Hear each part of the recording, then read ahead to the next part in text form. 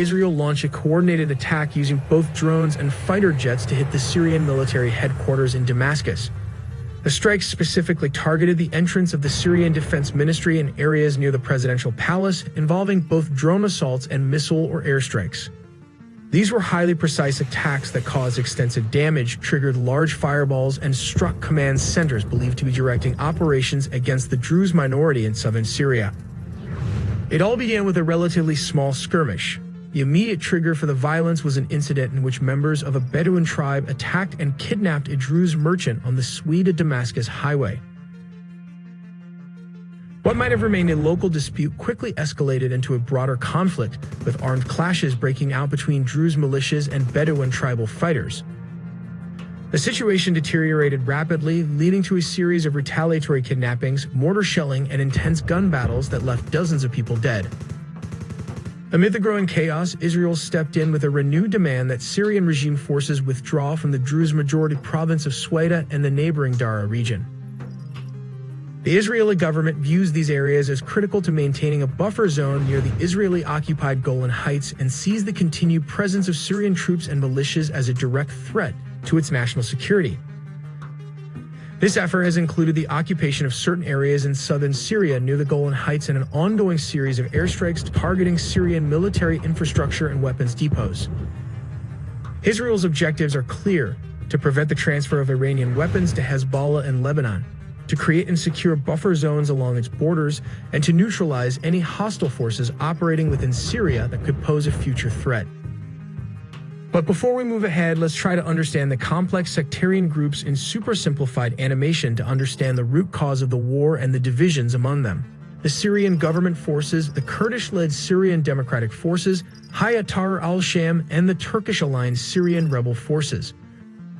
On November the 30th, 2024, opposition forces captured more territory, expelled government forces from villages in eastern Idlib, and began advancing toward the M5 highway, a strategic road leading south to the capital, Damascus, approximately 300 kilometers, which is around 186 miles away. As we all know, it is no secret that the Syrian government forces relies on Russian military equipment, from tanks to artillery shells, not to mention the Air Force from MiG-29 to Mi helicopters, while the rebels primarily use pickup trucks and tube-launch missile or tow missiles to fight against tank. More details all in the video ahead. To provide a clearer picture of Syria's complex and fragmented conflict, it is crucial to understand the territorial control among the key players on the ground. 4 primary factions dominate different areas of the country, each backed by varying external powers and ideologies. The Syrian government forces, marked in red on many conflict maps, represent the Bashar al-Assad regime's primary military apparatus. These forces are supported by the National Defense Forces, a pro-government paramilitary group. The Assad regime also benefits from the significant backing of Russia, Iran, and Hezbollah, whose combined efforts have fortified and sustained its control over large swaths of territory, particularly in central and western Syria. The Syrian Democratic Forces, SDF, represented in yellow, consists largely of Kurdish fighters. This group, backed by the United States, controls much of eastern Syria, including areas rich in oil reserves. The SDF has played a critical role in the fight against ISIS and continues to manage regions under its control with the support of its international allies. HTS and other allied rebel factions, shown in green, operate primarily in the northwest.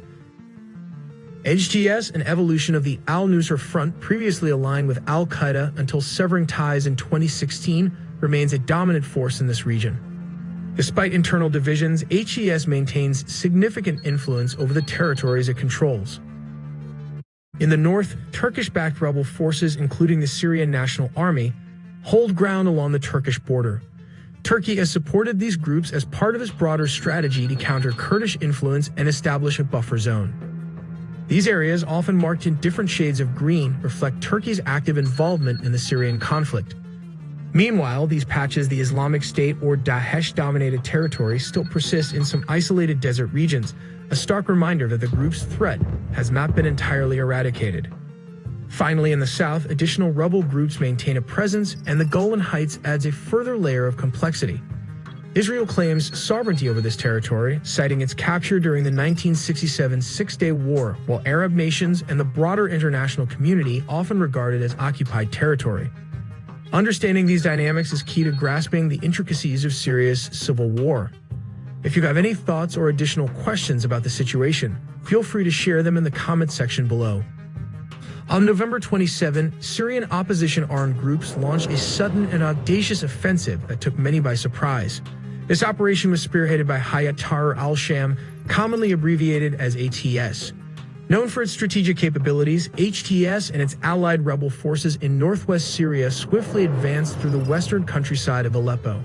Their rapid progress underscored the intensity and effectiveness of their offensive, as they overcame resistance with remarkable ease. The momentum of the attack did not wane in Aleppo.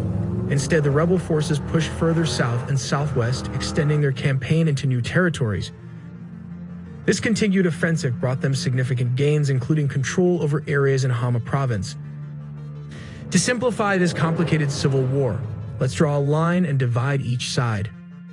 On one side, Iran, Russia, and Hezbollah support the Bashar al-Assad regime. On the other side, the U.S. government supports the Kurds. Just below, we have another group, Turkey, Saudi Arabia, and Qatar, which support the rebel groups. Then there's ISIS, and everyone seems to be fighting against them. However, Turkey is also fighting against the Kurds, which creates a very confusing scenario. The Israel Defense Forces have conducted approximately 400 strikes targeting key military installations and infrastructure across Syria. These operations have included strikes on airfields, military vehicles, anti-aircraft weapon systems, and arms production facilities, some of which are suspected of being involved in the development of chemical weapons. The strikes have primarily focused on strategic locations such as Damascus, Homs, Tartus, and Palmyra. One of the most critical targets was the Soviet-era missile boats docked at the naval port of Latakia. The IDF viewed these vessels as a significant potential threat to Israeli security, given their proximity to Israel's coastline. More details all in the video ahead. Let's take a look at why Israel is attacking Syria, starting with Scenario 1. These strikes are part of a broader campaign, with the Israeli military reporting that it has carried out more than 400 airstrikes against military assets belonging to the Bashar al-Assad regime. These operations have targeted locations in Damascus, Homs, Tartus, Latakia, and Palmyra. The strikes are reportedly aimed at neutralizing threats and preventing the transfer of advanced weaponry to hostile groups. Israel asserts sovereignty over certain territories it captured during the 1967 Six-Day War, including the Golan Heights. However, this claim is widely disputed by Arab nations and the broader international community, which generally regard these areas as occupied territories under international law. One of the key elements of Israel's strategy in the region involves the establishment and maintenance of a buffer zone, formerly known as the Area of Separation. This demilitarized zone was established as part of the 1974 ceasefire agreement between Israel and Syria, following the Yom Kippur War. The buffer zone serves to physically separate Israeli and Syrian forces, reducing the risk of direct military confrontation. In recent years, the dynamics around the buffer zone have evolved. As Syrian government forces have withdrawn from areas adjacent to the buffer zone, extremist rebel groups have become more active. Israel views these groups as a significant threat and has taken measures to prevent attacks originating from their positions. The creation and enforcement of the buffer zone are thus critical to Israel's broader security strategy in the region.